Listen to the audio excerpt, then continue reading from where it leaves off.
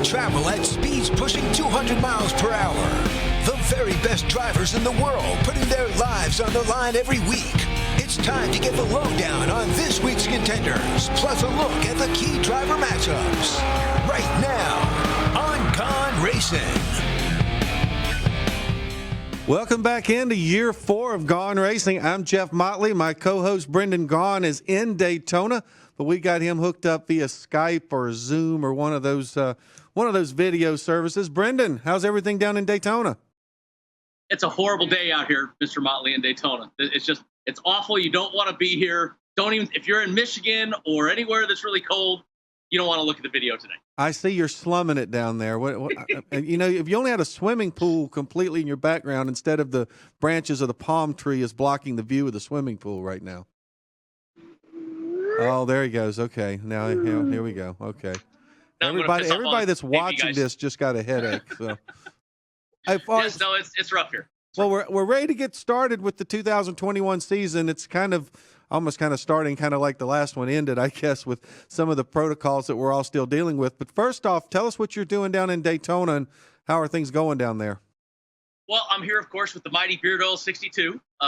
Mark Beard, Linda Beard, the family decided to continue this race. As some of you that follow NASCAR know, Mr. Beard, Mark Beard, passed away about 2 weeks ago. So we had planned on racing this race with Noah Gragson behind the wheel, and the family said we're going to continue to do it and represent him in their honor. So we're here at the 62. We have had a slightly rough start, I think you could say, Motley. I think that's the easiest way to put it. Yeah, I just looked up and saw you didn't take a qualifying time, and then I saw you didn't pass tech. I didn't know what was going on. Yes, you know how we joke about how this team is has Darren Shaw, the mighty crew chief that kind of does everything. We have the one mechanic that helps out. Well, our one mechanic is listed as the car chief, and he just got thrown out. So we had to call ECR to help fill our bench. We have Tater coming to fill in for us now because we lost a position. And fortunately, we had an empty roster spot. NASCAR let us fill, so thank you to the folks at NASCAR. And the 62 will be ready for tonight. Well, and I don't even know exactly when we're airing, so we could be on the air after that duel. That's a good point. I'm not exactly sure. And our producer, maybe she can let us know exactly when we're airing. Will we be on before the duels or after the duels?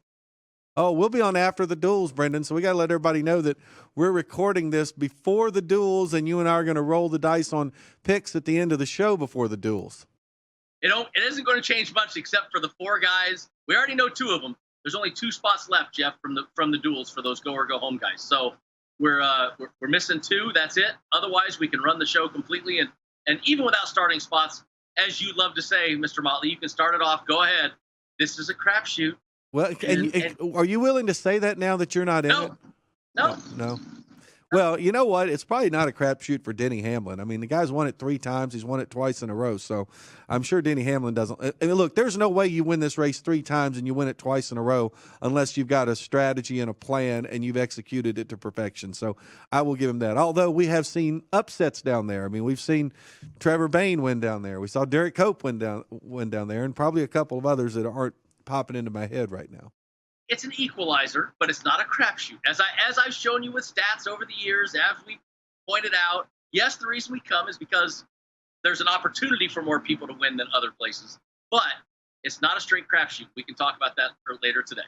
Well, and I think that's kind of going to be proven out. But the one thing that kind of does make you realize that anybody can win it to some degree, because we see the longest odds. I mean, we got one guy at 8-1 in Denny Hamlin. Everybody else is in double digits, and we never see that. I mean, we go to Homestead, we're not going to see that in a couple of weeks. We're not going to see that in Las Vegas or Phoenix. You're going to see some guys at 3-1 or 4-1 to win the race, and you're probably going to see anywhere from 8 to 10 guys that are going to be in single digits. Yeah, but that's the nature of this racing, this super speedway racing, is that you do have a larger number of people that can win. And as odd makers, Jeff, we're not going to put 10-1 on guys that we think can possibly win this race. That you're going to have very few that are there. So I think that that's why we race here. We know the odds represent it. But we always talk, you and I, Jeff, about timing of betting. And in timing of betting, you better jump on them now. As we're doing this show, it's going to be right after the duels. These odds will have changed drastically after we run these first 2 duels. Yeah, there's no question that'll change. Well, normally we take this first segment, we really kind of try to wrap up the race from the week before, since this is the opening race of the year. Let's take the first segment. Let's talk a little bit about the season, what we expect in the season. We've got some future odds to win the championship for the season. I think when you look and go into the season, naturally you're looking at the 4 guys that made the playoffs last year, plus probably Kevin Harvick and Kyle Busch. I mean, to me, those are the 6 guys you kind of take a look at. And who is the favorite? 5-1, Kevin Harvick to win the entire championship. Right behind him, Kyle Busch, a guy who didn't win a race at all last year, 8-1. Denny Hamlin, Martin Truex Jr., Joey Logano, 8-1. Actually, we've seen the odds move a little bit. Chase Elliott is now our defending champion, is down to 6-1, and Brad Keselowski also 8-1. Jeff, how many times did you hear me down the stretch? You and I talked about the odds to win the championship when we got into what were the last couple? When we got into Martinsville, when we got into Texas, we were talking about some of the odds that were there. And we kept saying, man, had you had Chase Elliott at the start of last season, he would be all the way at he was like 12-1 or something to start the season. And the one I want to focus on right off the bat, Jeff Motley, Kyle Larson, 12-1. I promise you that number will shrink as the season goes on. He's an interesting case, I think, because, he was obviously been, out of the race car for the last really 3/4 or 2/3, 3/4 of last season, stepping into a Hendrick car. And do you think anything's going to be different over there with Hendrick? I mean, Jimmy Johnson is now gone, so you've really lost that veteran guy. But, Chase Elliott's becoming a veteran guy. And Kyle Larson is a veteran guy. I mean, and it's funny, we think of these guys as young guys and young racers, but both of them have been around for a pretty good while. I mean, they're not just young kids that are barely taking the yellow rookie stripe off their bumper anymore. Yeah, I mean, William Byron, what is that, 3 years removed now, Jeff? I mean, these guys are all kind of have veteran status. I think the key to that is that you now have Chase Elliott with more confidence than he's ever had. He's coming off a championship season. Hendrick Motorsports has returned to the championship realm. And now you've got Kyle Larson, who's coming off of the stuff that happened last year to Kyle. He's coming off the greatest racing year of his life. Look at what he accomplished racing last year once he left NASCAR. He is riding a super high with a big chip on his shoulder. I expect great things out of him. And also looking at these long guys, look at Ryan Blaney down there at, 16-1. And there, I'm telling you, now's the time. We talk about it all the time, Jeff, when to jump on it. Well, this is the futures, right? This is before the Daytona 500. Look at some of these guys. You can get some great. Kevin Harvick was less than 5-1 3 weeks to go in the season. So if you want Kevin Harvick, now's the time to pick him. He's 5-1. Well, no, you're exactly right. And I look down there, even Alex Bowman at 25-1. I mean, it's a great long shot. And he's driving for Hendrick Motorsports, who won the championship last year with Chase Elliott. I agree with you. I think there's certainly some guys down the line you got to look at. And, you and I started talking, Brendan, as we started getting into the playoffs, that the one thing Harvick had not done a lot of was win races, which were going to create those bonus points when he got into the playoffs. And we said that without winning races, those lack of bonus points could really catch up to him when he got into those last few races and trying to make it to Homestead. And that's exactly what happened. Well, and you called that before I did. I was sitting there going, he'll be all right. And I mean, he was within one position of being all right. But that's what you got to focus early on is you got to get the points when the opportunity is there. Get those stage wins. Collect that 1 point. One stage point for Kevin Harvick last year, Jeff, would have made a difference to him make the championship. One stage point. Made a huge difference. Now let's talk a little bit about some of the, not just the newcomers, but new guys in new places, because we've got a lot of those coming up. Christopher Bell has now moved over as a full-time guy with Joe Gibbs Racing, certainly a guy to take a look at. We've got some rookies that are coming in that I think are going to get great looks. Chase Briscoe, obviously replacing Clint Boyer at Stewart-Haas. We've got Ross Chastain, who's stepping into the Chip Ganassi car. And then maybe the I guess sort of the wild card of the bunch that everybody is kind of talking about is Bubba Wallace moving into this new ride that Michael Jordan and Denny Hamlin own. I guess to me, those are probably the 4 biggest new guys or big moves? I know we got Anthony Alfredo who's joined into the rookie race this year. But do you see any of those young guys, those rookies, or any of those guys that have moved around to new teams, other than obviously we talked about Kyle Larson, they can make a move? Yeah, look, we talked about Kyle. We think that Kyle's going to be something. That's definitely going to be. I think that's going to be a lot of people to watch, and a lot of corporate sponsors and corporate partners will be watching that 5-car to see how well they maintain and do. But of course, all eyes on Bubba. You've got Michael Jordan into the sport with 23X1 Racing. Denny Hamlin and him got that partnership. Started off good last night when they qualified third, I believe it was, Jeff. So had a good debut so far in qualifying. Dillon ran the other night for him in the Clash. So Ty was actually the first driver for Michael Jordan and Denny Hamlin, amusingly enough, when you talk about that. He was running 8 and got called into pit road because he had two loose lug nuts. And they didn't – at 2 loose lug nuts, Jeff, you lose the crew chief for 1 week. Well, in the Busch Clash, they didn't want to lose their crew chief for the Daytona 500 in their first race ever. So he had to pit with 1 lap to go to tighten lug nuts. So that affected them. I don't think the Busch Clash should really count against that crew chief rule, but it is what it is. Okay, you're talking about the Busch Clash for a minute, or whatever it's called. It's the Clash. I guess it's not the Busch Clash. I mean, you and I are old, Brendan. I think it was the Busch Clash this year. Was it back to the Busch Clash? Yeah, it was Busch Clash. Yeah. All right. So that brings up another subject about this season, and I know you probably wish you were back racing full time. We have 7 road courses on the schedule this year. I mean, I can remember when we had Sonoma and Watkins Glen, and that was it. Well, we still have Sonoma and Watkins Glen, but now we're going to run the road course at Daytona, which is going to be actually next weekend after the 500. We're going to run the road course at Indianapolis. We're going to run at Circuit of the Americas in Austin, Texas. We're going to run at Road America. I mean, it's all these road courses. Road America! And I know you love Road America. I mean, and plus we still have the Roval also at Charlotte. So that's 7 road course races. And, man, Chase Elliott is coming off winning a championship. And I don't care what anybody says, he's the best road racer in NASCAR. If he had fresh tires the other day, he would have driven away from Ryan Blaney, and they would have never even worried about coming together on the last lap and Kyle Busch backing into a victory. Oh, there's you and that backing into thing already starting. Wait a minute.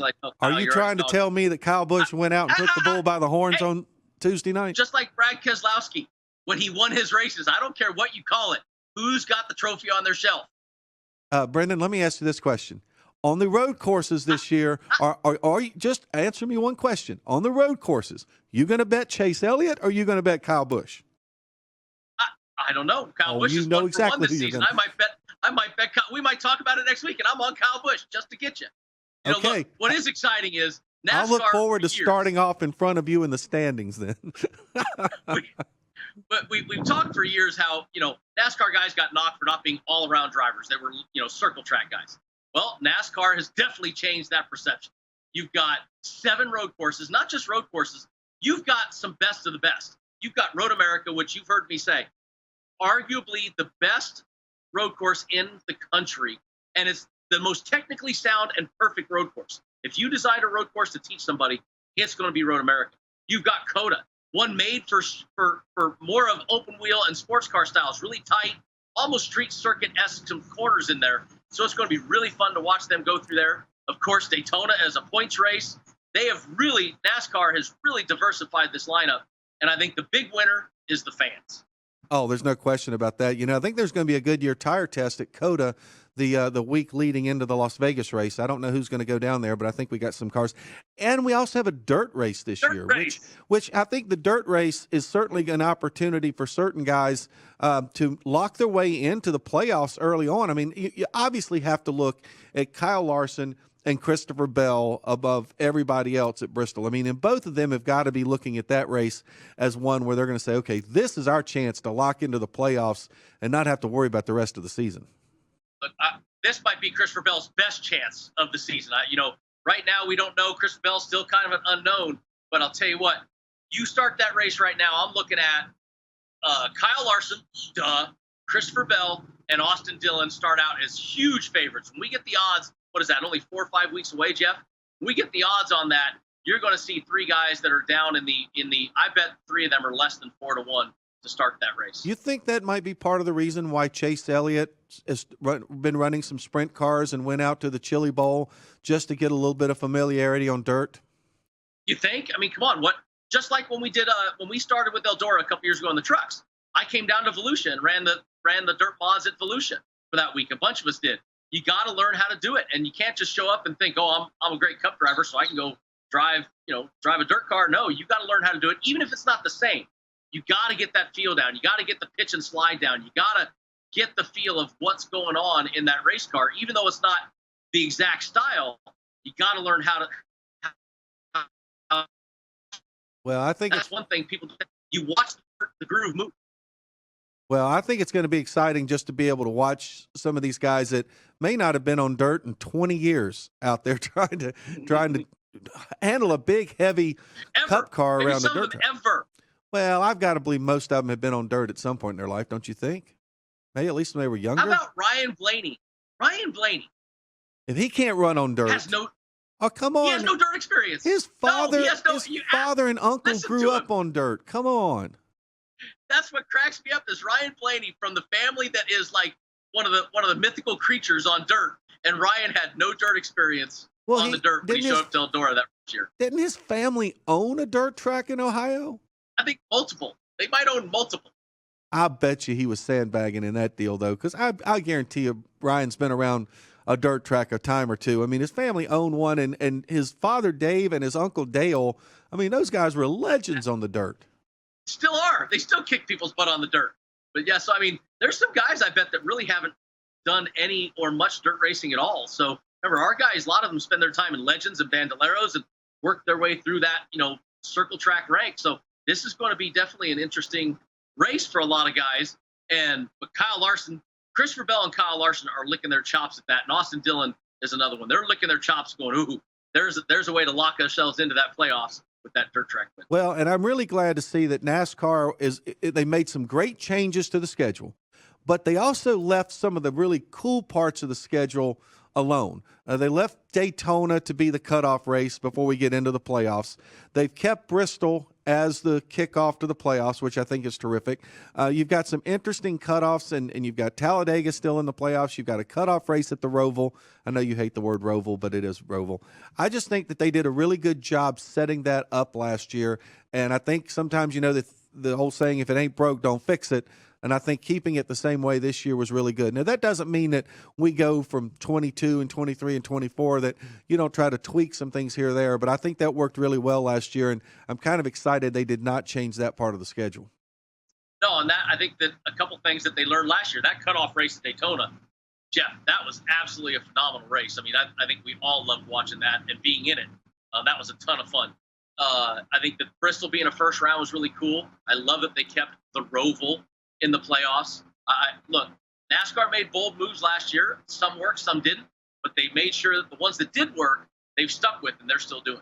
Well, Brendan, we got about 3 minutes left in this first segment, so, I mean, these aren't going to count for our picks, obviously, when we get into our season standings, but who do you think are going to be the four guys that end up going to Phoenix, and then who do you think is going to emerge as a champion and why?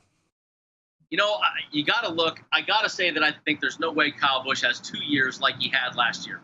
I think that Kyle Busch will absolutely make a comeback and be in the Final Four. I think you got to look at. Chase Elliott. I think it wasn't a fluke. He's going to prove that. He's going to be back next year and do it again. And then I also look at Kevin Harvick. I think that it was a fluke that he didn't make it, and Kevin Harvick will be back next year. Well, that's only three. I know. I was hoping you wouldn't be able to count, because I was like, after that, I think the 4 spot's wide open. Well, I like those three. I don't disagree with you. And by the way, a little shout out that Kyle Busch's new crew chief is a Hokie. I just wanted to point that out to you. Being the Virginia Tech alum, I know you love to hear that. I like those three. And I'll tell you, Brendan, who I think is going to be the fourth guy. And I say this because of the 7 road courses. I like Martin Truex Jr. as the fourth guy there, because I think Martin Truex Jr. is probably the one guy who I feel like really can compete with Chase Elliott on all those road courses. And I think he's got an opportunity. You know, that's the one thing that concerns me a bit about Harvick. I know maybe a few years ago, Harvick was doing pretty good on the road courses. I tell you, he really struggled on those road courses that we ran last year. And I hate to say it, but I mean, he was all over the place the other night in the Clash. He faded definitely, and he has not looked as strong as say 2 years ago when he was winning everywhere. But I agree with your Martin Truex. You know, he was killing it the other night in that race, and then he killed it. Yeah, and then I don't know what the heck happened, but that something had to break is what I'm saying. There's no way he makes that big a mistake. But Martin Truex on the road courses is, in my opinion, our second best road racer right now. And with 7 races, I think that definitely bodes well for Truex to have enough stage points, enough, couple win points to get himself there.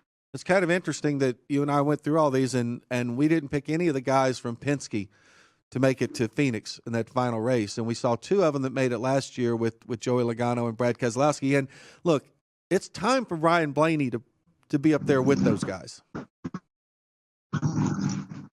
Well, we always talk, he's not the closer. He's the opener, not the closer. Then Ryan Blaney needs to start proving he can close these races. And this year is probably going to be one of those things. I mean, look the other night. Let Chase get to the inside of him and got taken out. So Ryan's got to step up and start closing some of these races, and we'll see how he does. Yeah, well, I think once we get to Phoenix, obviously it's going to come down to whoever is there. And, I mean, if I'm going to go out, I don't know if I'm necessarily going out on a limb, but I will not be shocked this year to see a repeat champion. I think, to me, Chase Elliott should be the favorite, so that's the guy I'm going to pick. I wouldn't be surprised. Chase Elliott, I think he's got the ability, he's got the team, he's got the confidence, and I think you can definitely see that they'll be even better this year. All right. Well, Brendan, we've kind of broken down the season, and when we come back, it's going to be time to start talking Daytona 500.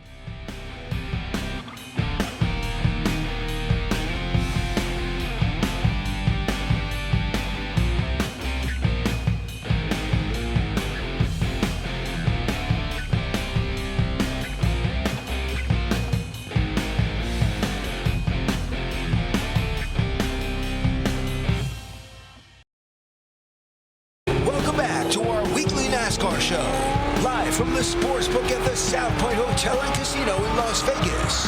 Now, back to Gaughan Racing. Welcome back into another edition of Gaughan Racing. Jeff Motley alongside Brendan Gaughan. Actually, not alongside Brendan Gaughan. Our faces are alongside each other. Brendan is live from Daytona Beach, Florida, where he's down there working with the Beard Oil number 62 Chevy team, trying to get ready for the Daytona 500. And Brendan, it is Daytona 500 week. I mean, it's they call it NASCAR's Super Bowl, but it is. It's the biggest race of the year.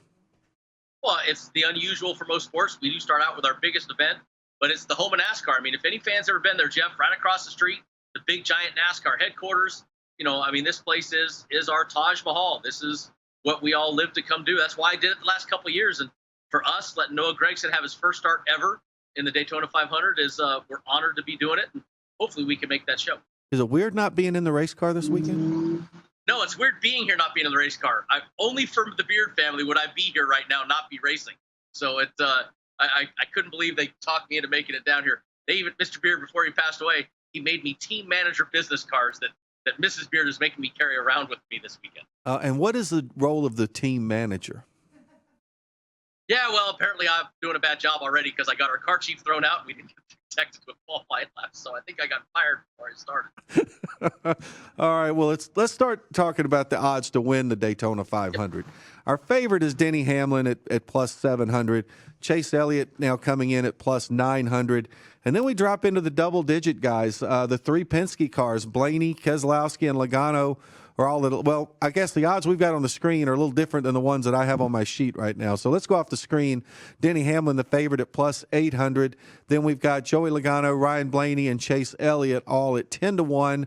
And a bunch of guys at 15-1. We've got Keselowski, Byron, Larson, Almirola, Bowman, Harvick, and Kyle Busch. Some 20-1s. Ross Chastain, a rookie here. Kurt Busch, who's a former Daytona 500 winner. Stenhouse, Truex, Bubba Wallace, 20-1. Some guys at 30. Austin Dillon, Christopher Bell. Matt DiBenedetto, who's a pretty accomplished super speedway racer, at 30-1. Anybody jump out at you? Yeah, there's 2 of them that jump out at me. Is first Austin Dillon, former Daytona 500 champion, And how about this? Austin Dillon, you talk about crapshoot, and I'd love to give you a hard time about that. 15 races, 7 top 10s. That's almost 50% top 10 for Austin Dillon. And how about Chris Buescher? 10 races, 5 top 10s. So once again, 2 guys that have had a lot of, good success getting to the finish line of these things. And they're both sitting there at huge odds, 30 and 40 to 1. I like those 2. They stick right out to me off the bat. Well, obviously our favorite's Denny Hamlin. He's plus 800 or 8 to 1 for those that don't like to use the plus minus numbers. He has won 2 in a row. He's a 3-time Daytona 500 winner. I mean, he has got to be clearly. I mean, he should be the favorite, right? Well, and he is for a reason. I mean, he's going for 3 in a row. But to me, what I look at is, remember we talk about how manufacturers work with each other, Jeff. This is where Ford, Toyota, Chevy, they get together. They try to make all their teams work together. It's a double-edged sword. Either they all make it and the Fords are up front, or one Ford in the front wrecks and it takes out all the Fords. So very difficult to plan those things. When I'm betting, we've talked about it before, I want to pick one from each manufacturer just in case there's a big wreck that takes out all the Toyotas. You still got yourself covered with another guy from a Ford or a Chevy team. And it kind of seems like the last few years we've had some, once you get down to about 10 to go, everybody wants to win the Daytona 500. I mean, they even sometimes will throw teammates out the window a little bit. And it seems like in the last 10 laps every year now we've gotten these crashes that have taken out guys from all manufacturers. And next thing you know, you're coming down to 2 and 3 to go, and you got strange bedfellows out there. I mean, it's not so much you got Toyotas lined up or Chevys or Fords lined up. It might be guys that used to be your teammate, or the guy that his RV spot is next to yours. Or just a guy that you trust. You say, that guy's a good super speedway racer. I got 2 to go in the Daytona 500. I could care less what kind of logo was on the front of his car. That's what worked in my favor the last couple of years, Jeff. That's where we were able to make kind of our moneymaker laps, was those things. I was a Chevy, but I'm a standalone team. We could make friends where we wanted, and that's where guys like Noah Gragson, that's where guys like David Reagan, who's here just for the 1 week, that's where guys that Austin Cindric, who's only here for 1 week, yeah, he's got Penske, but at the end of the day, he's trying to just go win a race. So there's some dangerous guys that are in double and even triple digits that can be extremely dangerous when we're talking about, the end of this race. After the big wrecks happen, what's left? Strange bedfellows. Well, you mentioned the triple digits. So there's a couple guys triple digits. You got Daniel Suarez. I'm not sure exactly how long before that team gets up to speed. Anthony Alfredo driving for Childress at 150 to 1. I think that's kind of interesting. Yeah, Anthony Alfredo's in the front row car. Not for Childress this year. Little Childress help, though, right? No, they're fourths. This year, it's Kaz Grala you're thinking of. Yeah, and we got to go to break. I'm getting the signal. So we'll go to break. We're going to come back and talk head-to-heads and top 3.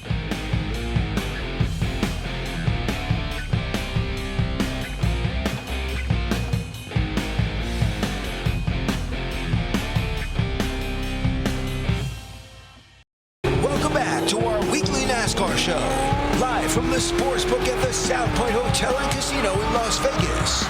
Now, back to Gaughan Racing.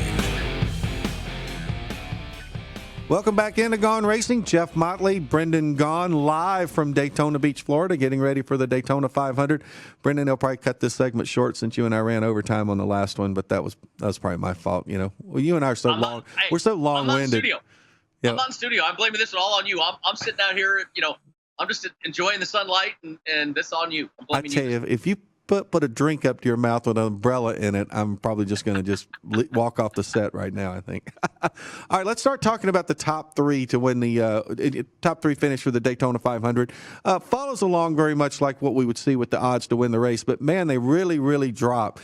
Denny Hamlin plus 200, and then we get into Chase Elliott plus 300, Ryan Blaney, Brad Keselowski, and Logano, those 3 Penske cars plus 350, can go on down the list. But obviously those numbers are really getting a lot lower than we normally see. We don't usually see that much discrepancy between win the race and finish top 3. But I think part of that is because there's so many guys that have a legitimate chance to be in that top 3. Well, and once again, I'm going to go back to the second page. And remember how good Bubba Wallace, he almost won this race. What was it, 2 years ago, Jeff, when he was right there, finished second, I think, behind behind Austin Dillon, I think, that year. So, I mean, Bubba Wallace at plus 600 for a top 3, that's a good number right there. Kurt Busch, a lot of success in this thing. Ricky Stenhouse Jr., we always talk, when it's super speedway, we talk about Ricky Stenhouse Jr., plus 650. So, I mean, a couple good numbers on some guys for top 3s that's a good return. Yeah, as long as we keep Kurt and Stenhouse away from each other, they both might have a chance to have a good finish. Sorry, I shouldn't have said that, right? I'm staying out of that one. Staying out of it. Hey, let me ask you this. You're down there. How much of a relationship is Bubba Wallace and his team having with the Gibbs group? Well, so look, I'm on the understanding that basically it's kind of like an Xfinity deal with Colleague Racing and RCR. They're basically, their shop's not right there, but most of the stuff is getting done by that. Think a la the old Furniture Row team from a couple years ago. They're going to be deeply entrenched. They're going to be getting all the engineering data. They're going to be getting all the stuff that makes you go fast. So I think it's going to be, call it the 4th or 5th Joe Gibbs car, to me, is what I'm thinking. Brendan, is there any transition from going to driving one manufacturer to the other, or is it once you climb in the car, you can't tell the difference? No, look, these things, I mean, you can, I went from, a Penske Dodge back in 04, back into Chevys back. You maybe have a little bit of difference here or there. You feel a couple things, but all in all, these things are very, I get a steering wheel, I get my office, I get my seat, I get it made to me, and it's all on me. At that point, it's everything I got inside. And aero balances, that's the engineer's job. That's the manufacturer's job. That's those guys that aren't me. To me, it's a steering wheel and 4 Goodyear tires and my seat, that's built for me. So it doesn't matter what we drive. Well, as we're talking about guys who switched manufacturers into a new car, one guy you and I have not talked about, but it made me think about this. You talked about Bubba Wallace and how well he has run at Daytona in the 43 car. Eric Jones has been a very good super speedway racer, getting into a race car that has been very good on the super speedways. And we haven't really talked much about Eric Jones, but he's 12-1 for a top 3, and I think that's a guy you got to take a look at. It is. I mean, 8 races, 3 top 10s, 2 top 5s, and a win at Daytona. He's definitely someone you should keep your eye on, at least.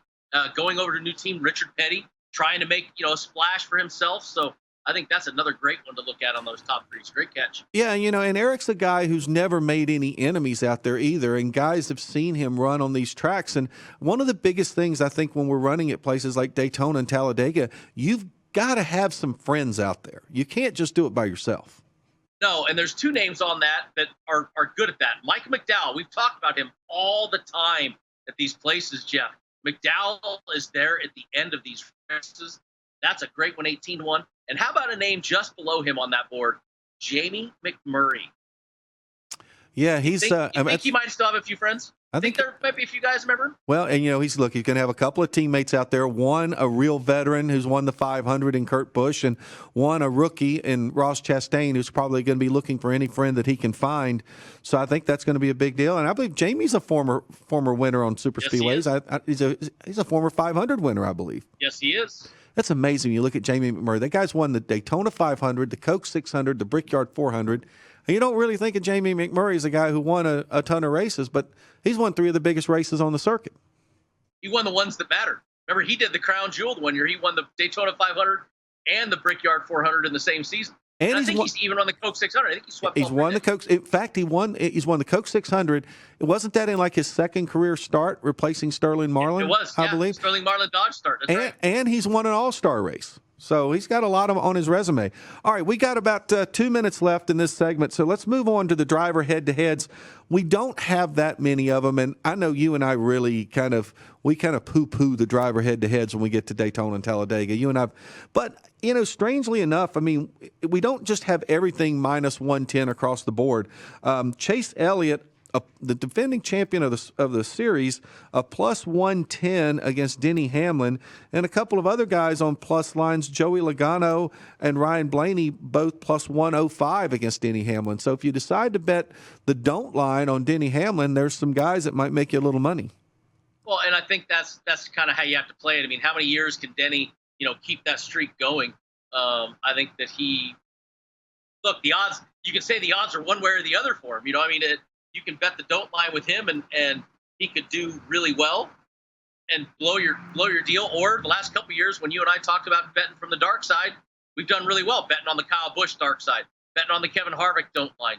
Those have paid off for us. So I think that I hate to say it because Denny's the favorite, but if you bet the don't line on him, you could get some decent return from some guys. Yeah, it's kind of too bad we don't have as many of the little fun bets that sometimes we get with these driver head-to-heads, like the Busch brothers against each other or something like that. But I do like the fact that we have one line up there where we've got the front row against each other. We got Alex Bowman; he's even money against William Byron at -120. Now I know William Byron won at Daytona in August to lead into the playoffs.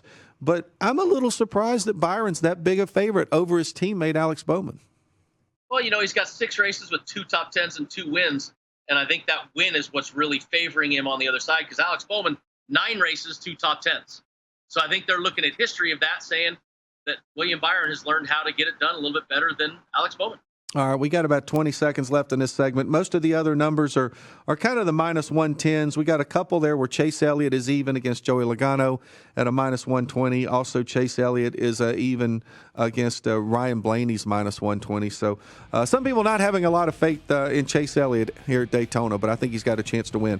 Okay, when we come back on Gaughan Racing, Brendan and I are going to break down the groups and make our picks.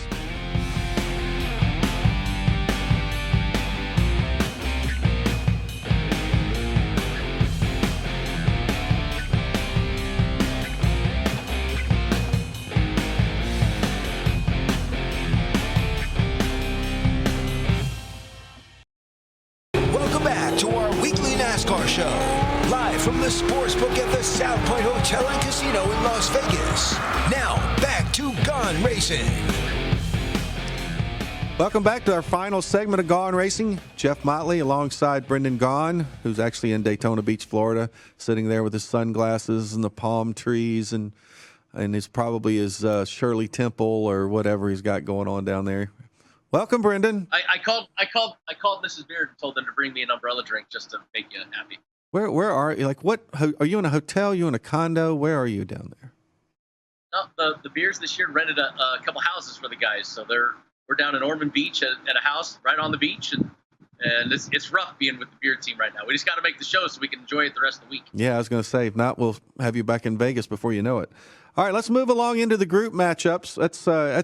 That's our favorites. You and I love the group matchups. First one, Group A, right off the bat. No big surprise with Denny Hamlin being the favorite. They put him in there with 2 of those Penske guys, Logano and Blaney, along with the defending series champion Chase Elliott. They're all at +275 to Denny's +255. Kind of hard to go against the defending champ. Yeah, I mean it's so evenly matched. There's not a lot of fun there, not a lot of extra juice for the squeeze. But to me, I think Ryan Blaney, we've talked about it. Is he due? Can he get it to the finish line?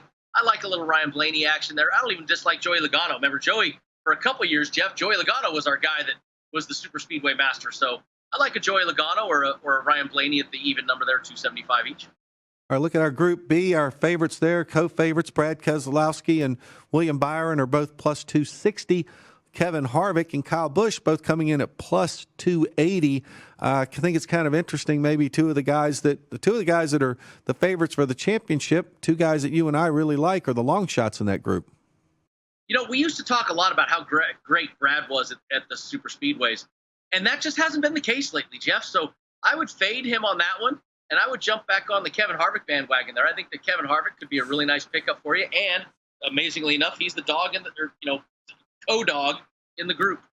It kind of seems like the Penske cars over the last few years always seem to find themselves in trouble late in some of those races. Blaney seems to have been the one that's been probably the most successful as far as being able to challenge for wins at the end, but it just seems like I think the last time we've had a Ford win the Daytona 500 or win at Daytona, I believe, was the year that Kurt Busch and somebody else swept the races, but the last time a Penske car won the Daytona 500 was Joey Logano back in 2015. So that racing outfit seems to be due to me.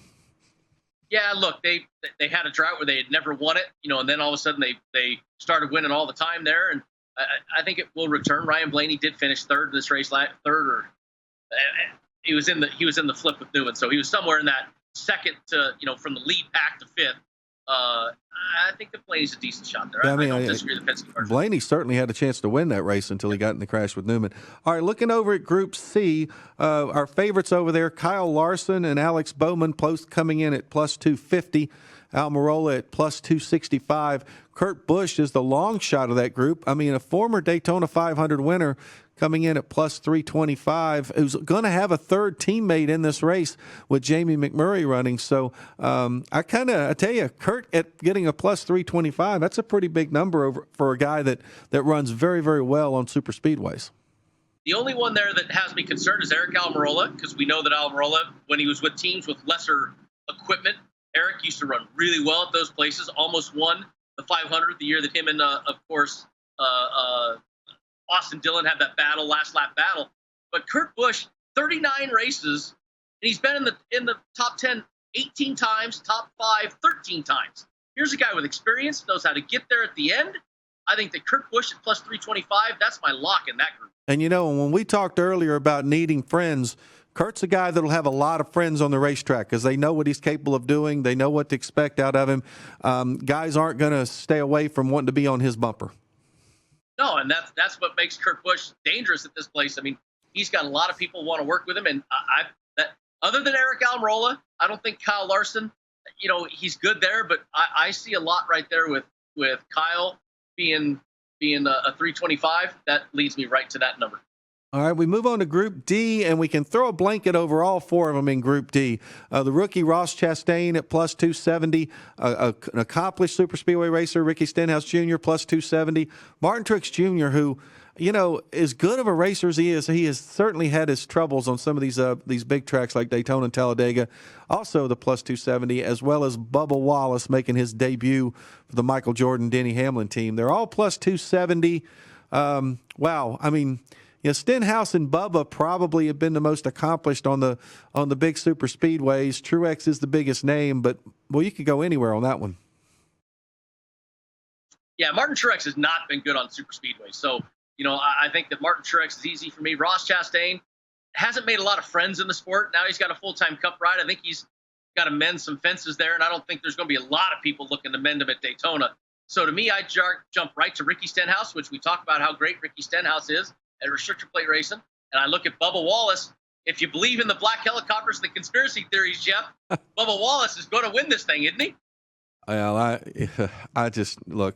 Yeah, the voting machines were rigged, right? Okay. Come on, that's funny. That's funny. I know it is funny. I always just shake my head when I hear that stuff. So, all right, Group E. Our favorite over there, no big surprise in my opinion, Matt DiBenedetto at plus 255. Austin Dillon, former Daytona 500 winner at plus 260. Christopher Bell making his debut with Joe Gibbs Racing at a plus 260. And the long shot in that group, Chris Buescher. I know he's one of your favorites. We actually like Chris Buescher because he's such a nice guy at plus 310. Actually, Matt, every one of those guys on that list, all four of those guys are really nice guys on that list right there that we like. That is probably the nicest guy list I think they've ever put together. But remember what I told you about Chris Buescher? Chris Buescher, 10 races, 5 top 10s. Chris Buescher knows how to get there at the end of these things. And Matt DiBenedetto, the only difference with Matt now to when I was running with Matt when he was on the Levines and the smaller teams, Matt now runs up front with the Penske guys. So that's kind of changed his whole circumstance there. But Austin Dillon's super dangerous. So Austin would be the favorite, but I'd like Chris Buescher at plus 310 because that's a good return for him. Well, and don't forget, DiBenedetto really had an opportunity to win the race at Daytona in August, and I think he crossed the line in second, but then he got penalized because he said that he went below the line to make a pass in turn 4, but I kind of thought, it was a last lap. Everybody kind of went for broke kind of thing there. But anyway, that's another discussion for another day.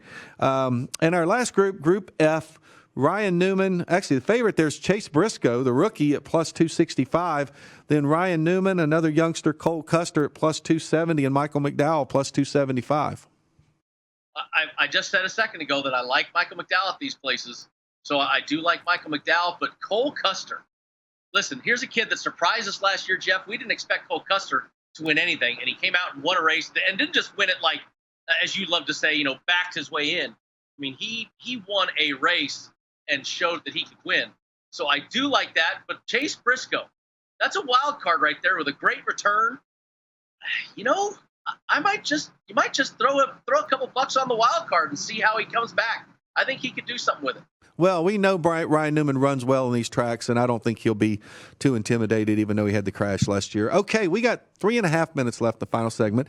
It's time to make our picks, and unlike last year when we didn't know if we were running on Wednesday nights and Tuesday nights and Saturday nights and whenever, we're going to try to have our season standings this year.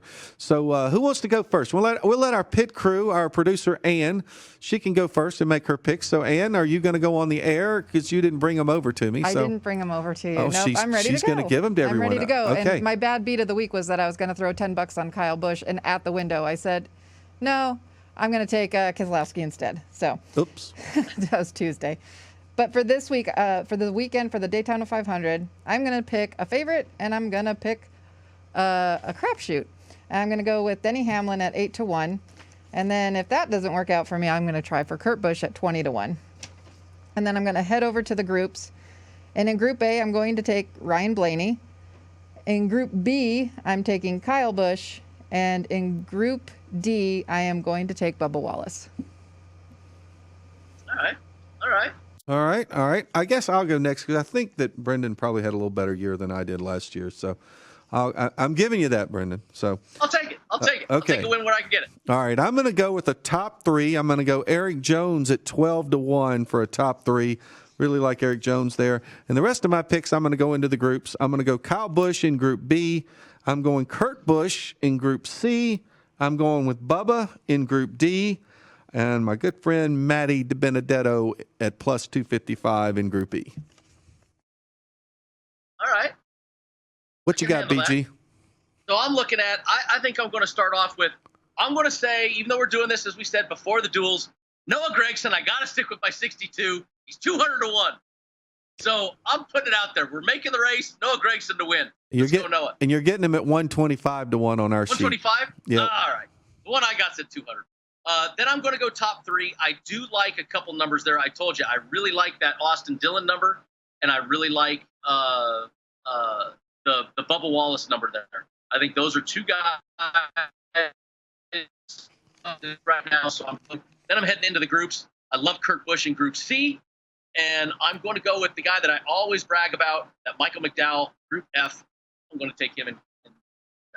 You talk about Michael McDowell a lot, but I don't think he's won you on a lot of picks, but we'll give you that. So.